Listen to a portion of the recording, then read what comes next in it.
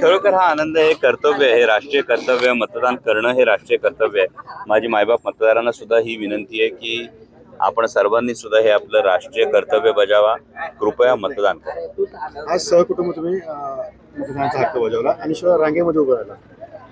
नाही, खरं तर रांगेमध्ये आपण सातत्याने पाहिलं असेल की हे जे सो कॉल्ड VIP कल्चर आहे, हे VIP कल्चर मी लोकप्रतिनिधी असतानाही कधी घेतलेलं नाहीये आणि त्यामुळे रांगेत उभं राहणं मला वाटतं यामध्ये वेगळं काहीच केलेलं नाही. रांगेत उभं राहूनच सुद्धा आज रांगेत राहून दोघांनी सुद्धा रांगेत राहून हे घेतलं, मतदानाचा हक्क बजावला. चांगली गोष्ट आहे ना की माझ्याकडून जर इतक्या ज्येष्ठ वयस्कर लोक काही चांगल्या गोष्टी हे फॉलो होत असतील तर मला आनंदच आहे.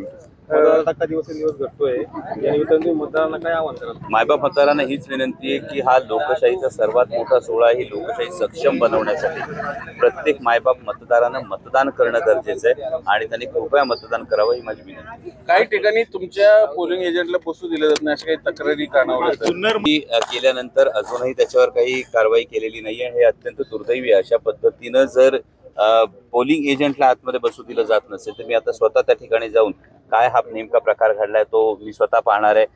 काही ठिकाणी 1-2 ठिकाणी VVPAT मशीन सुरू नसल्याचंही निदर्शनास आलेलं आहे. मला वाटतं या अशा पद्धतीनं रडीचे डाव जे खेळले जात आहेत हे रडीचे डाव खेळणं आता तरी बंद व्हावं आणि आमच्या पोलिंग एजंटला आणि यांना नियमाप्रमाणे एक निकोप वातावरणामध्ये निवडणूक पार पाडावी. हा सगळा प्रकार उघडकीस आलेला आहे.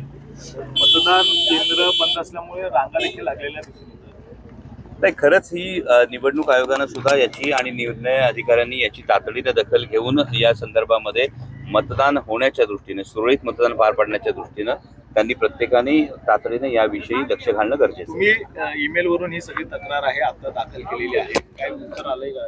नाही, अजून मला तरी याचं अजून उत्तर मिळालेलं नाहीये. आता मी स्वतः त्या ठिकाणी जाऊन त्याची शहानिशा करतो. ठीक आहे.